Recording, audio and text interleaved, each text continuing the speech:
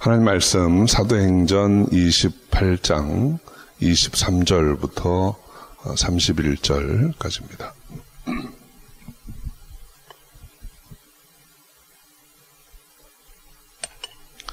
사도행전 28장 23절부터 31절 말씀 우리 한 절씩 교독합니다. 저희가 일자를 정하고 그의 우거하는 집에 많이 오니 바울이 아침부터 저녁까지 강론하여 하나님 나라를 증거하고 모세의 율법과 선지자의 말을 가지고 예수의 일로 권하더라. 서로 맞지 아니하여 흩어질 때에 바울이 한 말로 일러 가로되 성령이 선지자 이사야로 너희 조상들에게 말씀하신 것이 옳도다.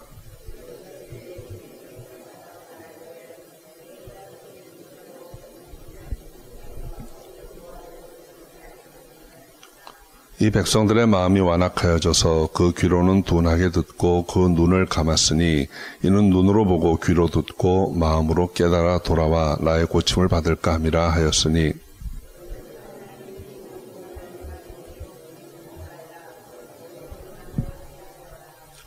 바울이 온 이태를 자기 셋집에 유하며 자기에게 오는 사람을 다 영접하고 담대히 하나님 나라를 전파하며 주 예수 그리스도께 관한 것을 가르치되 금하는 사람이 없었더라. 아멘.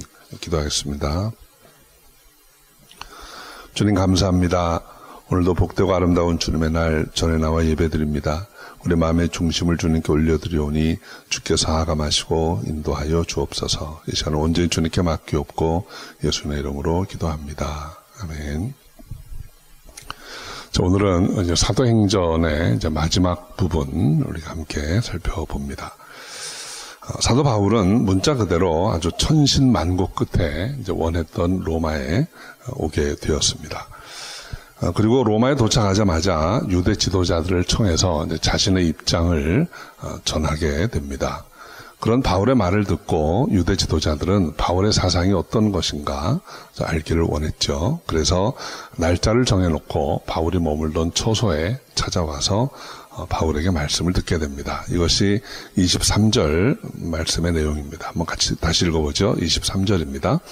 저희가 일자를 정하고 그의 우거하는 집에 많이 오니 바울이 아침부터 저녁까지 강론하여 하나님 나라를 증거하고 모세의 율법과 선지자의 말을 가지고 예수의 일로 권하더라. 바울이 머물던 처소에 사람들이 많이 왔다고 했습니다. 그리고 바울은 그 사람들에게 아침부터 저녁까지 강론했습니다.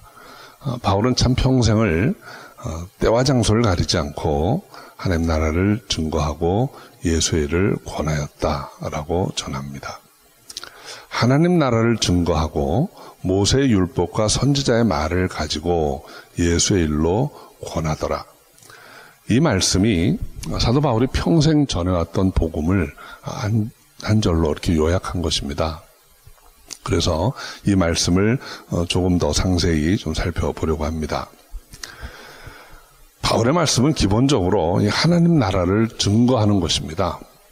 하나님 나라를 증거한다는 말이 구체적으로 어떤 것일까요? 그것은 이 세상을 향한 하나님의 계획이 무엇인지 가르치는 것이고 또 우리가 어떻게 해서 하나님 나라 백성이 될 수 있는 것인지 그리고 하나님 나라의 백성으로서 어떻게 살아야 하는 것인지 이것을 전하는 것이 하나님 나라를 증거하는 것입니다. 세상을 향한 하나님의 뜻은 다 타락하고 망하게 된 이 세상을 회복하는 것입니다. 그리고 그 회복은 바로 우리 한 사람 한 사람이 하나님의 자녀로 회복되어 가는 것입니다.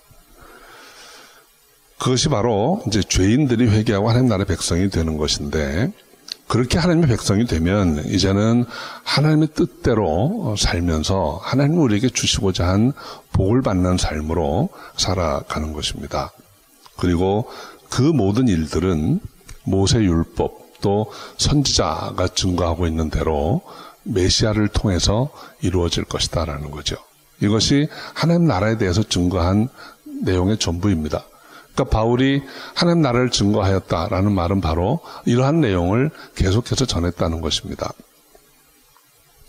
그런데 모세의 율법과 선지자의 말을 가지고 예수의 일로 권하더라 하는 말씀의 의미를 좀 더 생각해 보면, 누가복음 16장 16절에 율법과 선지자는 요한의 때까지요, 그 후로부터는 하나님 나라의 복음이 전파되어 사람마다 그리로 침입하느니라 그랬습니다. 그리고 이 말씀은 마가복음 1장 14절 15절 말씀과 함께 생각을 해봐야 하는데, 거기에는 이렇게 되어 있습니다. 요한이 잡힌 후 예수께서 갈릴리에 오셔서 하나님 나라의 복음을 전파하여 가라사대 때가 찼고 하나님 나라가 가까웠으니 회개하고 복음을 믿으라.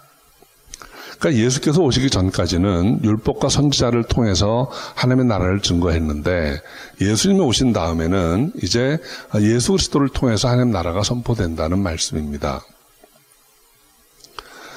선지자들, 특히 이 선지서의 말씀은 바로 하나님이 보내실 메시아, 그가 예수 그리스도라고 증거하고 있습니다.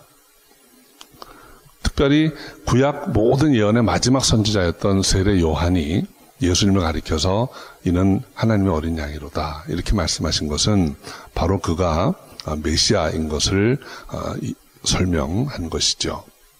그래서 이제는 그 예수께서, 율법과 선지자가 예언했던 그 예수께서 메시아로서 이제 하나님 나라를 전파하신다는 것입니다. 그리고 그 하나님 나라를 예수께서 전파하신 내용은 바로 그가 십자가에 죽으시고 부활하심으로 그것을 믿는 자들에게 하나님의 뜻이 임하고 하나님 나라가 임하게 된다는 것을 말씀한 것이죠. 그래서 예수의 일로 권하였다라는 말은 이제 그 예수를 믿으라 하는 것입니다. 그 예수가 하나님께서 보내신 메시아, 그리스도라는 것을 믿고 그 믿음으로 하나님의 자녀로, 또 그 믿음으로 하나님의 자녀로서 세상을 살아가라 하는 것입니다. 이것은 바울이 평생을 전하고 다녔던 그리스도의 복음입니다. 이외에 다른 복음은 없습니다. 바울은 언제나 똑같이 이 복음을 전하고 다녔습니다. 그런데 이 바울이 전한 복음을 다시 한번 들은 사람들의 반응이 24절과 25절의 상반절에 기록되어 있습니다. 한번 같이 읽어보죠. 그 말을 믿는 사람도 있고 믿지 아니하는 사람도 있어 서로 맞지 아니하여 흩어질 때. 아멘. 네, 거기까지입니다. 복음이 선포되면 들은 사람들은 언제나 두 가지 반응을 나타냅니다. 믿든지 믿지 않든지예요.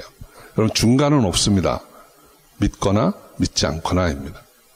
바울이 복음을 전하고 다닐 때마다 믿는 사람이 있었고 믿지 않고 대적하는 무리들이 있었습니다.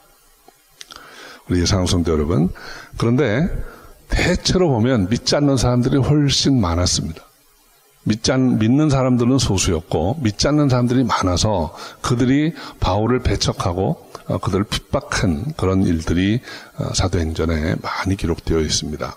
그런데 사람들이 복음을 듣고 바로 믿지 않는 이것이 그렇게 이상한 일이 아닙니다. 사도 바울이 그 이유를 25절부터 28절 사이에 설명하고 있는데, 우리 26절 말씀 한번 같이 읽어볼까요? 일러스되 이 백성에게 가서 말하기를 너희가 듣기는 들어도 도무지 깨닫지 못하며 보기는 보아도 도무지 알지 못하는도다. 듣기는 들어도 깨닫지 못하며 그랬습니다. 하나님의 말씀을 듣는다고 해서 사람들이 다 깨닫는 것이 아닙니다. 듣기는 들었는데 그런가 보다 하고 많은 경우가 많이 있다는 거죠. 이 깨닫는다라고 표현한 이 말의 의미는 진정으로 깨달았다면 그 말씀이 나를 살리는 지식이 돼야 된다는 거예요.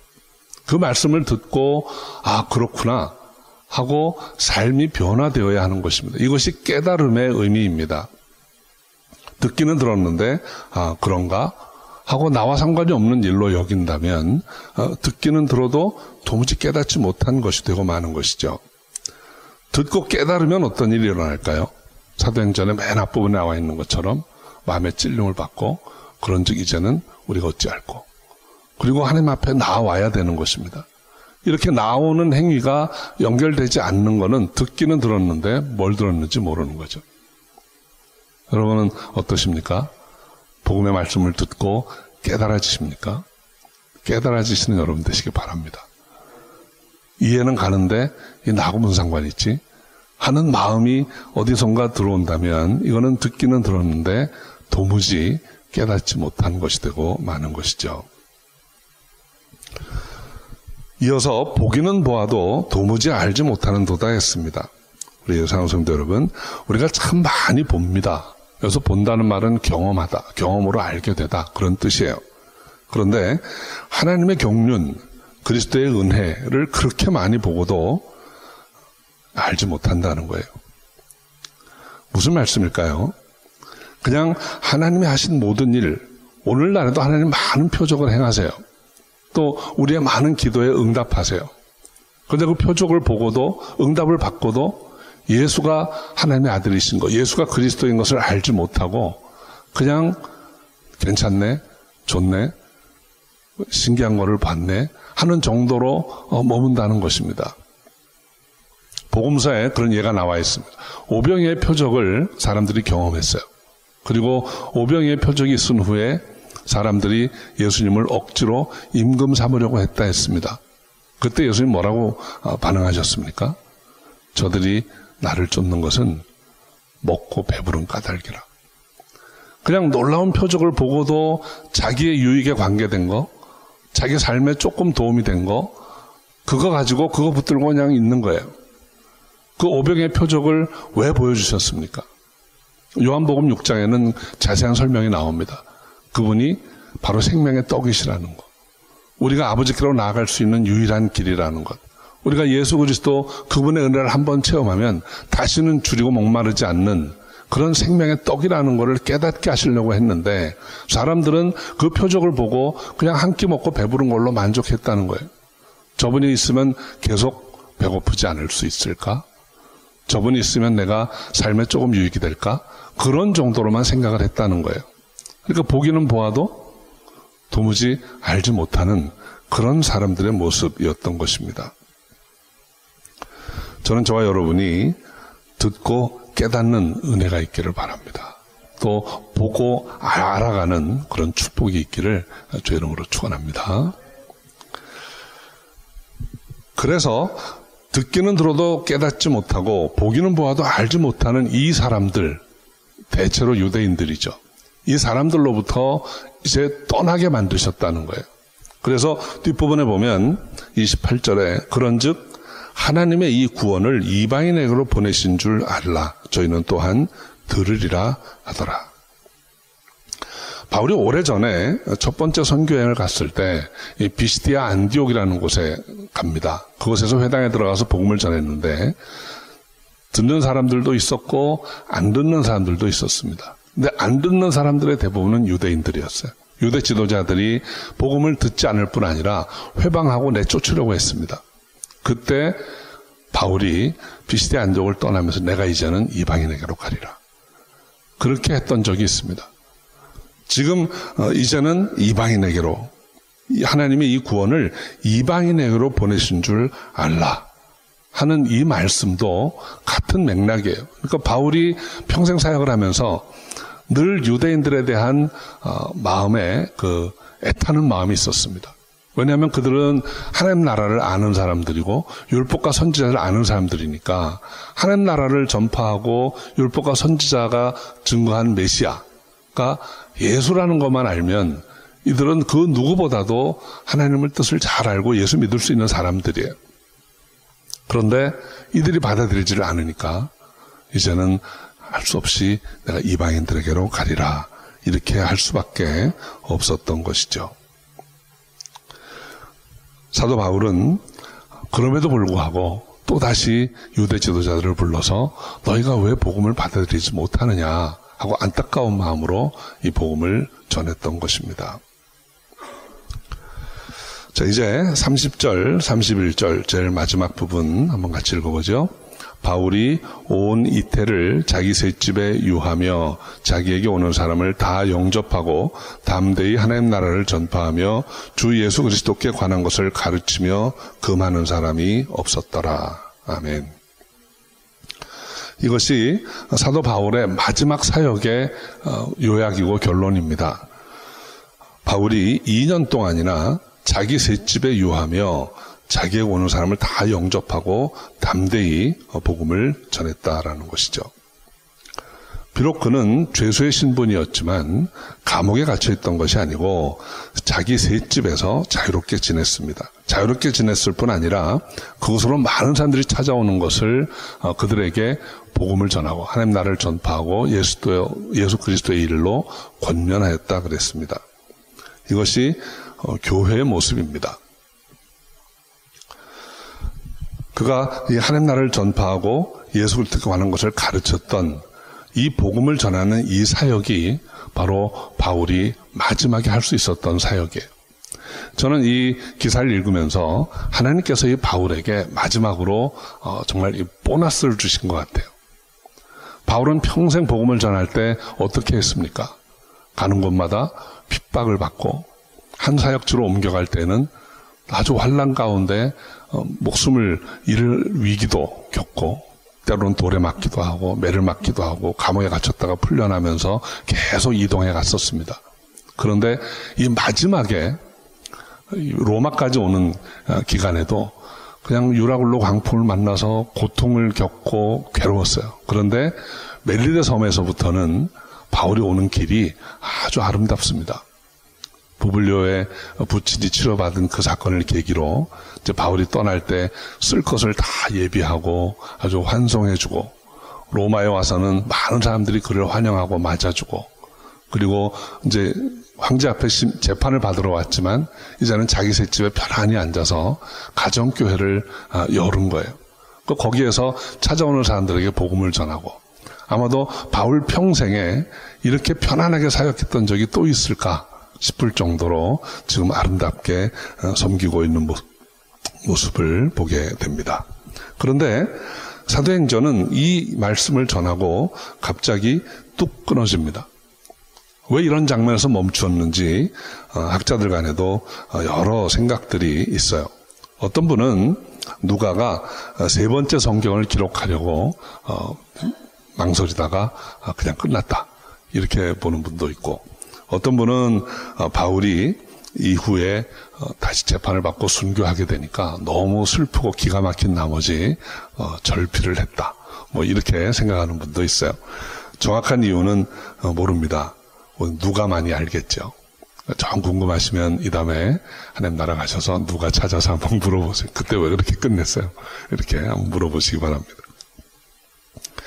중요한 것은 이 마지막 대목에서 우리에게 알려주고자 하는 뜻, 전하고자 하는 뜻이 있다는 거예요. 첫 번째는 바울은 때를 얻든지 못 얻든지 복음을 증거했다는 것이죠. 그가 신분이 어떻든 간에 그가 어디에 있었던 간에 바울의 최대한의 노력 그리고 바울이 가지고 있는 아주 지상의 목표는 복음 전하는 거였어요. 하나님 나라를 전파하는 일을 끝까지 했다는 것입니다. 두 번째는 바울에게 있어서 이 교회라고 하는 것은 열려있는 교회라는 것입니다. 비록 유대인들이 믿지 않고 자기를 핍박한 사람들이 많았지만 찾아오는 자들을 다 거절하지 않고 그들에게 늘 하나님 나라를 전파하고 그리스도 일로 권하였다라는 것이죠. 사도행전적 교회라는 말을 우리가 간혹 듣습니다. 어떤 교회가 사도행전적 교회일까요? 분명한 것은 모든 사람들에게 열려있는 교회여야 합니다. 그 모든 사람 중에는 교회를 핍박하던 사람, 받아들이지 않는 사람, 때로는 아주 마음이 강팍해서 회방할 수 있는 그런 사람들도 포함되는 것이죠. 모든 사람에게 열려있는 교회, 그리고 모든 사람들에게 하나님 나라를 선포하고 예수 그리스도에 관하여 가르치는 교회, 이것입니다. 그 외에 모양이 어떻고 모습이 어떻고 그런 거는 다 달라도 괜찮습니다. 중요한 것은 교회가 열려있는 교회인가, 그리고 교회가 하나님 나라를 전파하고 예수 그리스도를 증거하고 있는가, 나아가서 땅끝까지 나아가서 증인으로 살아가는 성도들이 있는 교회인가 하는 것입니다. 저는 우리 교회가 그런 교회가 되기를 소원합니다. 우리 갈릴리 은혜 교회가 사도행전적인 교회, 열려있는 교회, 복음이라는 사명을 위해서 최선을 다하는 교회, 때를 얻든지 못 얻든지 그리스도를 증거하는 교회가 될 수 있기를 주의 이름으로 축원합니다. 기도하겠습니다. 아버지 하나님, 사도 바울이 그렇게 했던 것처럼 우리가 섬기는 이 교회가 열려있는 교회이기를 원합니다. 누가 와도 오직 하나님 나라를 전파하고 예수 그리스도의 일로 권면할 수 있는 하나님의 교회이기를 원합니다. 땅끝까지 나아가 그리스도의 증인으로 세워가고 섬기는 교회가 되기를 원하오니 주님 인도하여 주옵소서. 늘 함께 하시고 축복하실 것을 믿사옵고 예수님의 이름으로 기도합니다.